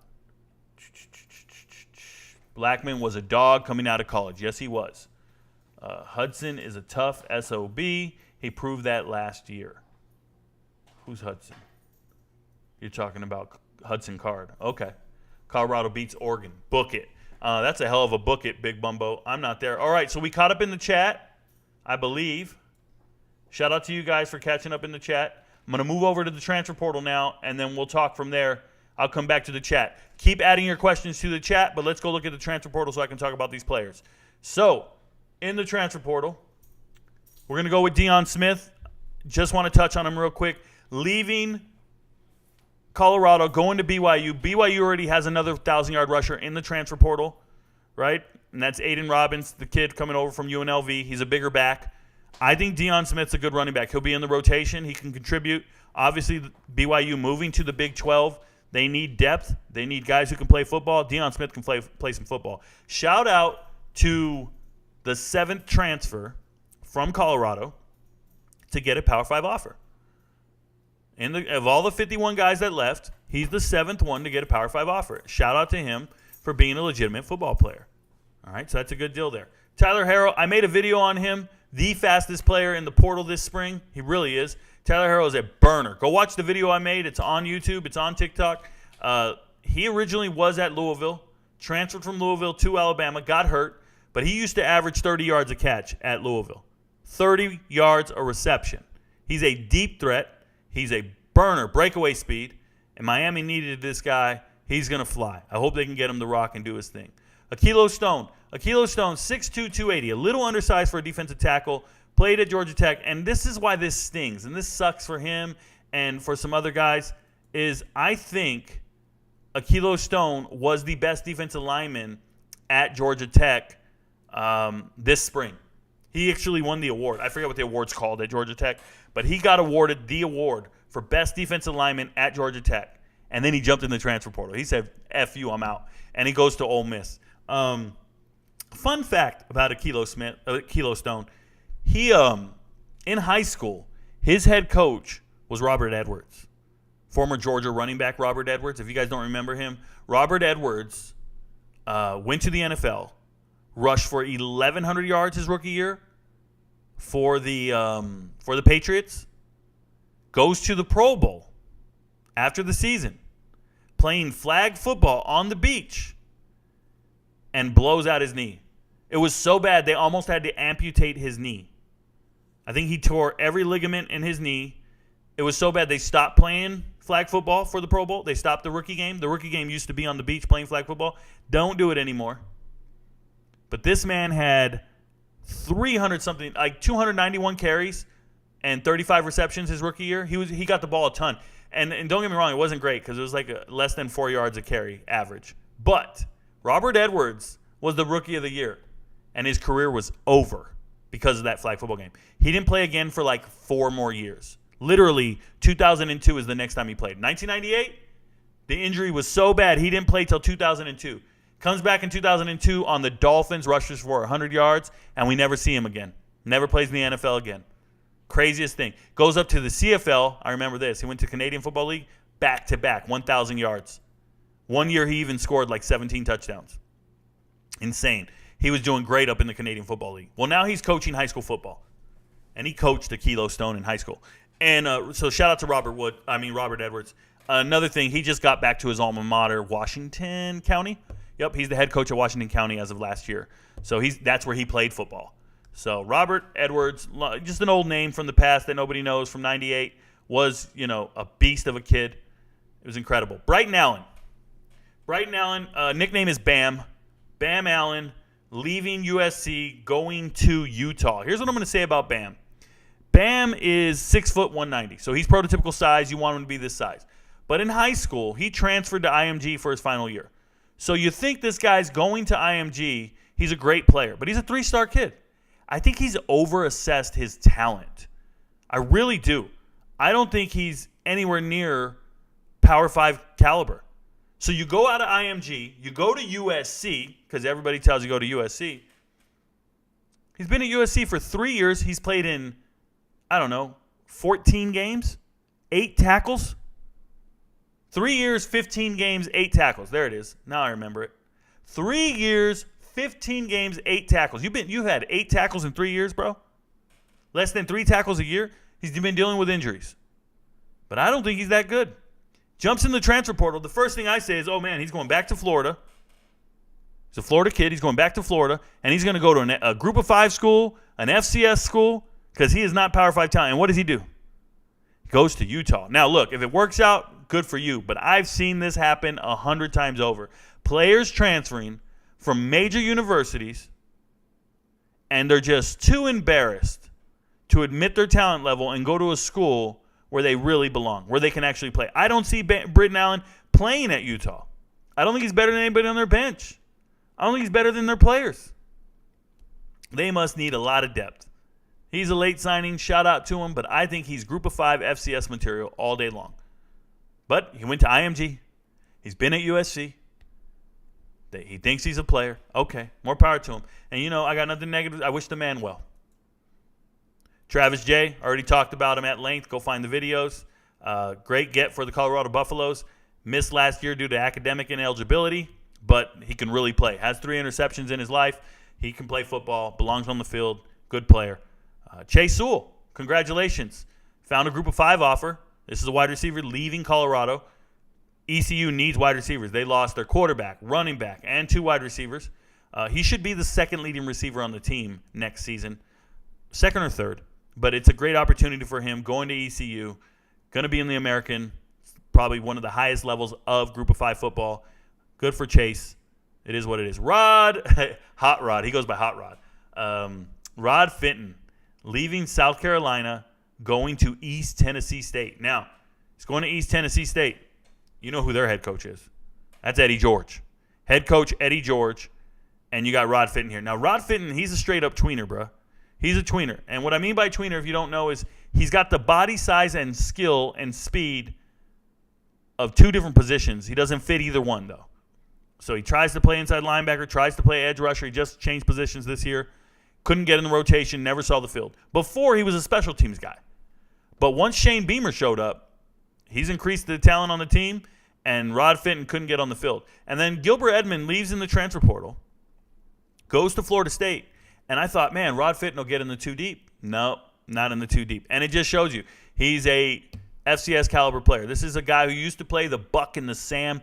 It just means strong side linebacker, and he's not there. And now he's moved over to edge rusher. It is what it is. So 6'2", 250. I hope he brings something to the table for Eddie George and the boys. Caleb Johnson, 6'7", 290 pounds from Notre Dame. What I'm going to say about Caleb Johnson, grew up in Florida, played high school ball in Florida, goes up to Notre Dame, doesn't ever make the 2 deep. He's been a backup guy, but everybody loves his size and his body. Now, pause.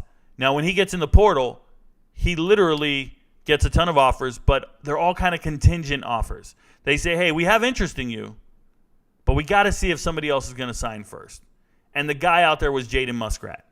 And Jaden Muskrat, a tackle from Tulsa, he went and he finally made his decision. He's going to Auburn, play with his old head coach, Philip Montgomery. That's why Caleb Johnson didn't go to Auburn. Then he didn't go to South Carolina. They signed a kid out of Charlotte. So now he finds himself going to SMU. I think it's a good get for SMU. He's good depth. He'll compete for a starting position in 2 years. But it's just it's uneventful. But numbers are numbers, bro. And SMU's putting up numbers. So there you go. Justin Lamson, great dual threat quarterback. I shouldn't say great.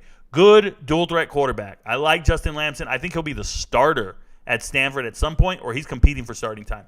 I've watched his high school tape. I've watched him play at Syracuse. This is a guy who was backing up Garrett Schrader. No shame. Garrett Schrader had more rushing yards than Jahmyr Gibbs in the ACC, okay? Garrett Schrader's good. And Garrett Schrader, white dude, he's a dual threat quarterback. He's great. And they got Lamson cut from the same cloth. Then they got Carlos Del Rio Wilson transferring in from Florida, cut from the same cloth. All these guys are kind of drop-back-ish athletic quarterbacks that can extend the play. Dare I say dual threat, but they just extend the play with their legs. Justin Lamson plays so great. He got injured last year. Season ends. Comes back. And Garrett Schrader says, hey, I'm going to sit out the spring just to save my body and not get injured and let these 2 guys behind me battle it out to see who's second string. And it was Justin Lamson and Carlos Del Rio Wilson. Lamson beats him out for second string.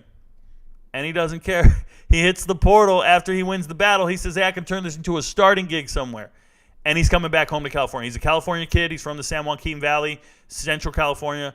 But, Troy Taylor, the new head coach at Stanford, former head coach at Sacramento State. Troy Taylor is the king of developing players, identifying talent early, and just knowing California kids. And I think Justin Lamson wants to play for him. So Ari Latu is the other quarterback on that team, but I think Lamson can come in and do his damn thing. He used to play free safety in high school as well. He just looks good. I like him. Go watch his tape. Caden Ludwig, he's going to be a preferred walk-on at Oregon. He's moving to tight end from linebacker while on the team. I saw his tape. The only tape I found of him was blocking at tight end, caught a couple of passes, but his tape at tight end was from his sophomore and junior year. Okay, congrats. Do your thing, man. Jalen Gill, former Ohio State all-purpose back, running back, all-purpose, 2017, recruited by somebody you might know, Urban Meyer. Urban Meyer got this kid, 4-star kid, at Ohio State as a running back, all-purpose back, couldn't break the lineup, and then they get a new coach. Ryan Day comes as the head coach, and he goes, hey, man, we're going to get other running backs, bigger backs, right? Travion Henderson-type backs. And you need to move to receiver. Couldn't break the lineup at receiver. They're so deep at receiver. They have all these NFL guys. So he goes to Boston College. And he knows he's going to be the second best receiver on that team. He was second on the team in receiving.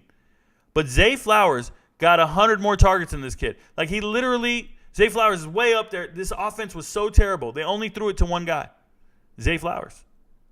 Boston College is terrible as a team. They only won 3 games.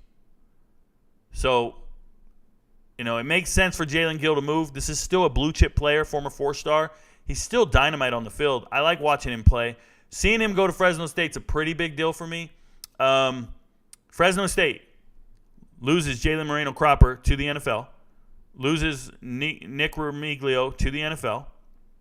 Joshua Kelly to the transfer portal. He's going to Washington State. There's an opening here for this young man to get a chance to produce. So I hope he goes over there. They need skill players. They need receivers for the next season. They just won 10 games. But that's a good get for Fresno State. It really is. Kiwi Roze, probably the best defensive tackle in the transfer portal. All conference, 2 years in a row in the Sun Belt. No, Conference USA. Conference USA, two years in a row. All first team. Great defensive tackle. And once again, Arkansas cleaning up in the spring. Arkansas getting studs in the spring. Shout out to them. They got a beast, and they like it, okay? Anthony Campbell, 6'7". Anthony Campbell, 6'7", 283. I talked about him on my previous podcast, live stream, when I talked about available defensive linemen. I told you, I don't think he's that great. I've seen the tape. He's not that great, but he's 6'7", 283. You can't teach that size. He can bat down passes. He'll be in the rotation. He's a kid from Jamaica. He came to America at 14 years old. He's a Juco product, but that's how I feel about it. He had a good spring, and he's going to Miami. So Miami got themselves another guy in the rotation. Nothing like a big body. Landon Watson, 4-star player. 4-star player. Defensive lineman, he's an edge rusher. From Texas, 6'3", 250, from Round Rock, Texas. And for 2 years now, he's been at TCU, not a single tackle, not a single stat of any sort. What's significant about this is he was not a part of the current coaching staff's recruiting cycle, right? So he's getting washed out. They didn't want him there. He's not their kind of star. He's not their kind of player. That's fine. But coming out of high school, he had offers from everywhere. Penn State and everybody else. But he stayed home, and he still didn't make the 2 deep. This is a 4-star kid. Shout out to Marshall for getting a player of this level. Right? He is pretty big, though. He looks bigger than he is. 6'3", 255. He looks even bigger. I'm serious. He wore number 0. These guys look bigger when they wear 0. But Landon Watson, good for you, Marshall. You're getting some players. DeVarian Rayner, linebacker, Northern Illinois, going to Kentucky. So Rayner is a guy, he's got to get the hell out of Northern Illinois. That's a sinking ship. I think they fired their coach this year. I'm going to make an I Am Right video. Nonetheless, Kentucky is getting a productive linebacker. Rayner is 6'3", 220. No, 210. A little skinny, but he's second on the team in tackles. So he actually plays football. He's second on the team in tackles. He actually plays football. 2 years of eligibility left. I think they're lucky to have him. 3.5 sacks last year. Here's what's significant about him, though. He's been starting from day one. As soon as he got to campus 2020, he just started all the games. He's been starting every game since he's been there. Dude's been a player. They knew he was too good to be at Northern Illinois the minute he showed up. Imagine, you're a true freshman. You just show up. Hey, yo, man, I'm going to be starting from now on. I'm here to start. So transferring to the SEC makes sense. I think he's a good player. We'll see him in the rotation. We'll see what he does. Antonio Carter, going to Notre Dame. I think he's a good player. He's got 2 years of eligibility left. Marcus Freeman knows what to do with good players. I think he has a low floor. Like, I think he plays well no matter what. Not as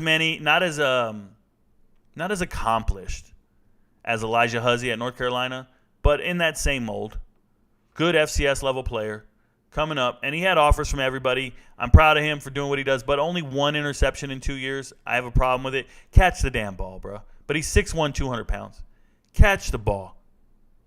You know what I'm saying? Just catch it for me, bro. That's all I'm saying. Let's see who's next. Gary Bryant Jr. Gary Bryant Jr. Like I said, coming out of Corona Centennial. Great high school in California. 4 of those guys signed with USC, and none of them have panned out, Corey Foreman included. 3 of them have transferred out. Nomura went to Fresno State. I forgot where Jay went, but here's Gary Bryant Jr. He's been crystal ball to Oregon all year. Finally commits, finally goes. This is a guy who was in the rotation. And then Mario Williams showed up. Addison showed up. Just Brennan Rice showed up. All these transfers showed up and pushed him out. This is a guy who had almost 600 yards receiving in 2021. And he couldn't see the field last year. Shout out to Lincoln Riley for upgrading the wide receiver position. And this man got left out. So now he's going to Oregon. He'll be in the top 3. He'll be in their 3-man rotation, 4-man rotation. He'll be back on the field. Jaden Williams, the other guy that transferred out. He went to Louisville, if I remember correctly. He went to Louisville. Jabari Ishmael. Hey, this one's funny. Jabari Ishmael going to Marshall. Shout out to Marshall. Got another transfer. Jabari Ishmael leaving Miami. If you told me this was going to happen 2 years ago, I would have never believed you. And the reason is Jabari Ishmael's dad was the strength and conditioning coach at Miami for the last 20 years. 20 years. Guys, that dates back to those amazing Miami teams. He's been the conditioning coach for 20 years, and Mario Cristobal fired him. Cristobal fires him, says we need a new regime. We need to change what we're doing. And shout out to Cristobal for being the head coach and turning over every stone and picking what he wants and do what he does. But he fired this man. And you lose his son because of it. Oh, well. Going to Marshall, going to get a good shot. Johnny Carter, 1 year of eligibility left. The second Utah State player in the spring on the defense to transfer to Baylor. The other one was Byron Vaughns. Byron Vaughns used to be at Texas. Couldn't see the field at Texas for about 3 years. Transferred to Utah State. Played really good this year. And now transferring back to Baylor. Coming back home. Transferring back to the Big 12. And then you got a Johnny Carter here transferring. Johnny Carter's not bad. 6 foot, 195 pounds. He can play football. He's got, it is what it is. Not mad at him. He did take 3 visits. He went to visit Indiana, Penn State, Houston, and BYU. My bad. 4 visits. Here's the thing about those 4 visits. When you hear those names, that means those teams still have scholarships available. They're still going to sign somebody. They're still trying to find guys in the secondary. So Penn State, even because they lost Storm Duck, right? They lost Storm Duck to Louisville after coming from North Carolina to Louisville. So there's an opening there. Indiana, they lost Mullins, the little brother of Mullins. I've been through all that in the previous episode. So they lose Mullen. They need somebody to backfill it. BYU, I don't know who they lost. Off the top of my head, I don't remember. Houston lost some guys. So there you go. Johnny Carter going to Baylor. He'll be in the rotation. And Barrett Liebentritt. This is a walk-on at Notre Dame, tight end, moving to fullback, coming back home. He's from Nebraska. Like I said, he's not from Lincoln. He's from Omaha. But still, it's funny to me. He's from Skutt Catholic. Skutt, S-K-U-T-T. So, yeah, that's all the guys in the transfer portal right now. Let's hit refresh one last time. See if anything else has changed since we've been out here on live. Nothing else has changed. That's what we got. Okay, so we're up to date on the transfer portal. I hope everybody understands the updates, and we're good there.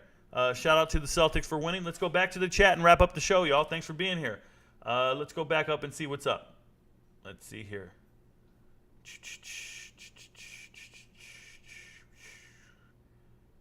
All right. Back to what we do. Colorado beats Oregon. Book it. Yep. Rico, which freshmen would you redshirt at Colorado? Which ones would you let play their freshman year? So, Marlo, I'm going to let them all play 4 games. I'm going to let them all play 4 games, and I'm redshirting everybody. Let me make myself clear. I'm playing everybody 4 games and saving their red shirts. That's Carter Stoutmeyer. That's Caleb Mathis. That's Dylan Edwards. I don't care who it is. You're playing 4 games, and I'm redshirting you because we're building a dynasty. We can't waste years of eligibility. We have a ton of guys at every position. Save your eligibility. Red shirt. That's what I'm doing. Ash says, what's up? She's chewing on her toy, y'all.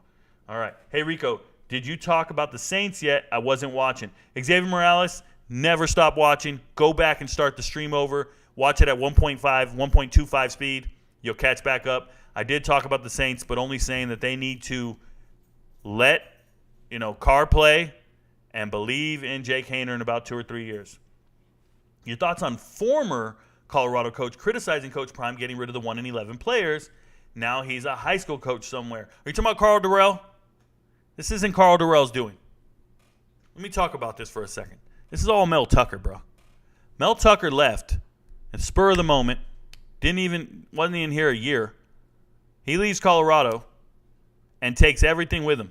Takes all that Samsonite luggage with him. Jarek Broussard leaves. Bunch of Colorado guys start transferring out. The minute Mel Tucker leaves, now you got NFL caliber corners leaving, going to USC and Oregon, right? 2 draft pick worthy corners. Both of them got drafted. You got every player leaving because Mel Tucker left the cupboard bare. And it left Carl Dorrell to have to scramble and sign 40-something freshmen, a bunch of walk-ons and a bunch of guys who aren't really worth a damn. But Carl Dorrell don't know what he's doing either. Carl Dorrell wasn't out here trying to build a contender. Carl Dorrell was just trying to keep a job. He was wearing that hat. I'm an African-American head coach in college football. Same thing he did at UCLA. He don't care about winning. He just wants an opportunity to be in charge of a program. If he wanted to win, he'd recruit harder. He'd sell his one advantage he has, and he's not doing it. I don't want to hear anything from Carl Dorrell. None. I'm being real. Deion Smith would have been nice if he didn't have knee issues at Colorado. Yep, it is what it is. The Rico Knows community, I stand corrected on Mata. Fair enough. Wide receiver should be no problems for anyone. Oh, my God, all teams are loaded. Every team's loaded at wide receiver. There's a ton of wide receivers didn't get drafted, and they're great. Your opinions are so dope, you don't deny your convictions. Hell no, boom shakalaka. That's how we got here. That's how we got here, bruh. I got here one step at a time, my own feet. My own mind, my own shoulders. I'm being real. Eddie George coaches Tennessee State. Yes, you knew the answer. Eddie George, yep. Any quality quarterbacks left in the portal? Yeah, there's a few, Al Green. There's now you can never trust what these websites have because they don't know players who have signed. But let me go here. Give me a second. Let me do this. Let me pull up the transfer portal. I'm sorry. I should have typed in portal. And I'll pull up the quarterbacks for you. Give me a second. And we'll talk about who's available. Because they're going to say who's available, but they're not available. So I'm going to go to position. Well, I'm going to go to status. I'm going to get rid of anybody who's committed. So I'm only going to look at uncommitted guys at quarterback here. Let me see if I can hit more. Yeah, I can load more players. So let's talk about it. So Harrison Bailey is available in the portal. This is a kid coming out of high school, signed with Tennessee, 6'3", 6'4", 6'5", 225. Harrison Bailey, state champ in Georgia. Watched him play in high school. Didn't amount to much. Ends up transferring to UNLV. Let me see if I can shrink myself. You guys can see his school over there. Goes to UNLV. Doesn't work out. Couldn't break the starting lineup. Couldn't beat out, forgetting his name right now, but he's a good player. Brumfeld. Good player from Inglewood, California. What up? Anyway, so Harrison Bailey's back in the portal. And everybody's going to praise him because he's a former 4-star kid. And he went to Tennessee. They call him an SEC quarterback back in the portal. But if you can't start at UNLV, where the hell can you start, bro? But he's got the right mechanics. He looks the part. This dude looks like Levis, if you ask me. So he fits all the criteria of a quarterback. They probably want to give him a shot. It is what it is. Isaiah Knowles, starting quarterback at Navy, probably not ideal. Nobody wants him. But Peter Costelli, beast of a kid, ran 10-800 meters. This is a superstar quarterback. Peter Costelli started his college career at Utah. Couldn't play at Utah. Only was there for 1 year. Only gave it one chance. Transfers after 1 year and goes to Troy. Then he gets to Troy, and they got Gunnar Watson. They got Jared Doge. They had other guys, senior guys. So he couldn't start at Troy. This is a kid from Mission Viejo, California. This is a stud quarterback. 4-star. Look at this. And that 4-star rating, man, it's so high. 9.095. That's almost 5 stars, bro. That's a beast of a player. And can't find a field. I don't know what his deal is, but he's supposed to be somebody. So he's still in the portal. I would be interested in getting Peter Costelli to any team and seeing if he can compete for playing time. This is a guy I believe in. Outside of all these guys, I believe in Peter Costelli a ton. I really do. But he's never made it on the field. Where are we at? Michael Alamo leaving Purdue. Hey, he was there for, I think, 1 year. The kid's from Jersey, though. I think he should go to Rutgers and compete with Wimsat. I think he should go to Delaware or an FCS school. But he's in the portal right now still. James Foster didn't work out at Charlotte, and that's not his fault. This is a guy, is he from Bama? I think he's from Bama. He was at Texas A&M, transferred from A&M to Charlotte. But when he got to Charlotte, he didn't know what he was doing. Chris Reynolds was the starting quarterback. He was the starting quarterback there for 5 years, 3-time team captain. You weren't just going to show up and take his spot. And he thought he was. James Foster, A&M, thinks he's going to transfer to the worst team in the FBS and take the quarterback job. And he ran into Chris Reynolds, 5-year starter, 3-time team captain. No, James Foster never saw the field. So it is what it is. Logan Smothers here. I'm not a big fan of Logan Smothers. Dual threat quarterback coming out of Nebraska. No, only Ole Miss and Nebraska were his only offers coming out of high school. Nobody else is interested in him that I know of. This is the type of dude that needs to go to South Dakota State or something. But we'll see. Grant Gunnell, the all-time leading passer in Texas high school history, not available. He just transferred to Sam Houston State. So Grant Gunnell, once upon a time committed to A&M, once upon a time offered by Urban Meyer. Ended up at Arizona because he followed Kevin Sumlin after he was committed to A&M. Sumlin was there. Sumlin moves from A&M to Arizona. He goes with them. 9 touchdowns, 1 interception his freshman year. Grant Gunnell was the truth. And then he transferred to Memphis, never played. Transferred to North Texas last year, couldn't play over Austin Ani, the 29-year-old. And Grant Gunnell going to Sam Houston State. Shout out to him. Micah Bowens started his career at Penn State, I believe. He's from Bishop. He's from Nevada. What is it called? Bishop Gorman. I believe that's where he's from. So Michael Bowens from I'm sorry, I'm looking at them over here, but I gotta move it. But Michael Bowens needs to be realistic about his talent. You can't go to Oklahoma. You can't go from Penn State to Oklahoma and think you're gonna start. Quarterback rooms are quarterback rooms. You're not gonna be starting everywhere like that. You got 2 years of eligibility left. Maybe 3 years, I think. I think he's going after a waiver for injury. Peter Delaportes had to leave Boston College. Like, I can go on for days. Ty Keys, Mr. Gatorade, Mr. Mississippi basketball or football for 3 years. Mr. Football for 3 years in Mississippi. 14,000 yards in high school. Can't see the field at Southern Miss. Where the hell is he supposed to go, bro? Caleb Johnson decides to go from Louisville to Ole Miss. Okay. Luther Rashawn. This is an Elite 11 quarterback, supposedly. Used to be, his high school coach was Trent Dilfer. Trent Dilfer ain't signing him to UAB. Leaving Cincinnati. Nobody's signing him. You ain't signing me? You're my high school coach and you don't like me? He just can't play anywhere. He actually left early. As soon as he got to Cincinnati and saw he couldn't beat out Ben Bryant, he's like, I'm out of here. I haven't ever seen him again. He left back in like October. Caden Cobb going to Ball State. This is a dual threat quarterback. FCS talent. Devin Farrell, I liked him. I liked him in high school. Played over here at Milton, I think, here in Georgia. Shouldn't have went to Virginia Tech. Probably shouldn't have went there. Should have went to one of the Georgia schools. There's the guy I'm interested in, Jacob Knuth, South Dakota. Jacob Knuth. Never lost a game in high school. Went to Minnesota, couldn't start. They said he was going to go to Stanford. He's obviously not going to Stanford now. They got their quarterback in Lamson. So where's Jacob Knuth going to go? I don't know. I'm interested in that one. Big, strong arm, big kid, 6'4", 210. I'm cool with him. All right. JP Zamora, not worth talking about. Kaleon Brown used to be at Memphis, won 2 state titles in Louisiana in high school. Was at Memphis, couldn't start there. Go to Georgia State. They got Granger. They don't even care about this dude. He's not playing. Richard Torres just committed to UIW, I believe. So he's going to Incarnate Word. He's going to compete. He's the only kid, and this is when Nebraska signed the recruiting class last year. Only kid from Texas to sign with Nebraska.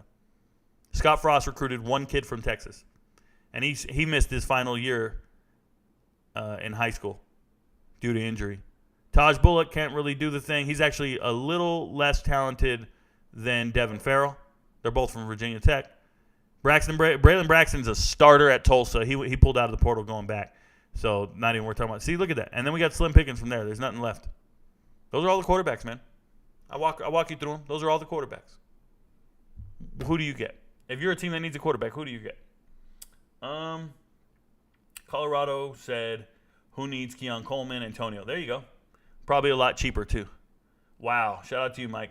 Man, I wish Coach Demereau at Louisiana would recruit some portal guys. He refuses to go hard in the portal, and I think it'll be his downfall as a college coach. Yeah, so he's not refusing to go hard in the portal. They don't have a lot of scholarships. One thing you got to give that man credit for is, and I don't have the on-3 up, so it's a better visual, but at Louisiana, one thing he's doing really well is maintaining his roster. The Raging Cajuns, it's pretty damn awesome.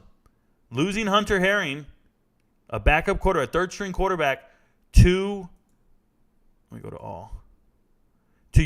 He went to ULM. Losing another quarterback, Zion McDonald. And that's because they got the transfer from Fresno State last year. Right? But they didn't lose a bunch of guys. That's the biggest thing. 1, 2, 3, 4, 5, 6, 7 guys in the portal. That's all you lose? Come on, man. They are recruiting their asses off. You got to give them all the credit in the world when it comes to recruiting. And it's important you guys understand that because that's the foundation for these teams. Recruiting. So when I go to Sunbelt, how are you going to knock them? Oh, this is 2024. 2023, Sunbelt. He's at the top of the conference. He's in 4th. 14. He don't need nobody. 22 guys. We don't need more. Remember, they only got 85 scholarships. Now, we only lost 7. He's good. It's plus minus of 15. That's a net gain of 15.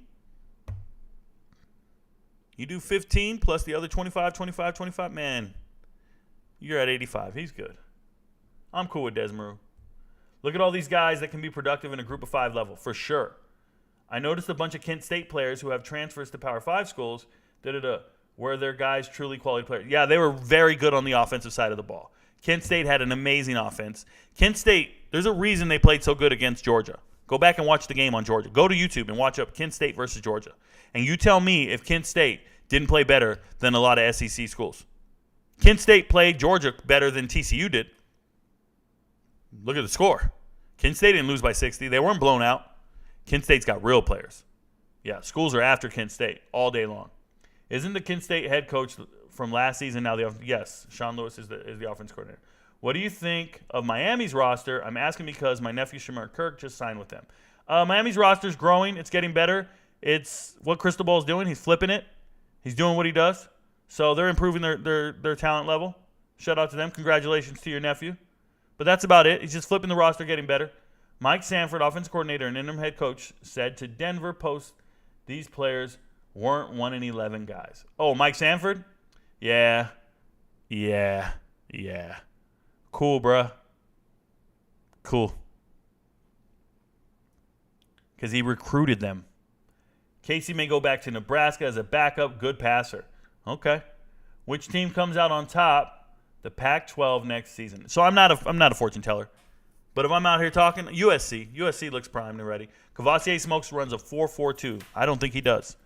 Dylan Edwards runs a 4.41, weighs 50 more pounds than Dylan. So I don't know where you're getting these numbers, Jess, but let me tell you something. When I see speed on tape, on film, I know it.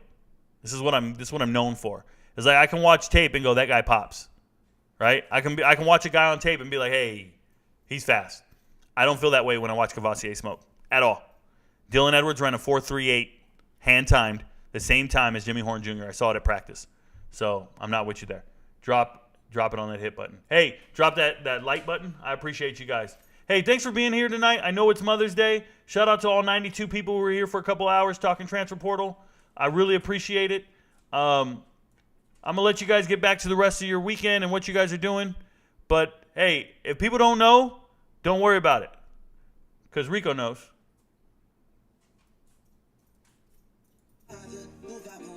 From time to time in my dreams, I do this for you.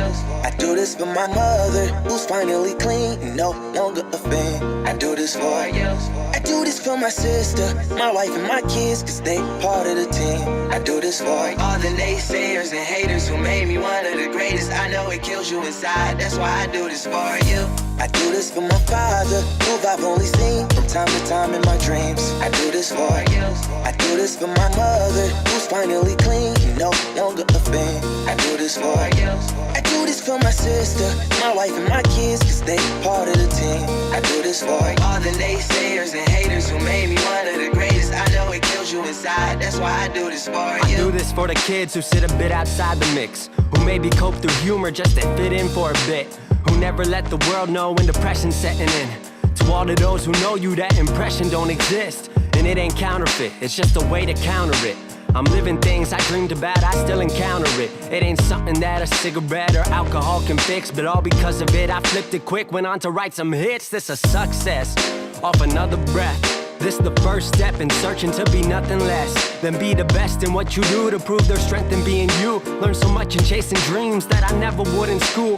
Depends on where your passion lie, just no passion never lie. Life presents distractions, but your actions have to fortify the things that you believe in. Have to scream it like a battle cry and leave the ones who didn't looking stupid while they're asking why. Couldn't lie, I really do this for the ones I love. Those who treat the music as a vice and lyrics like a drug. Those who need advice on how to lift their spirit high enough to break out of the box they make up lives they know aren't good enough, just because it's how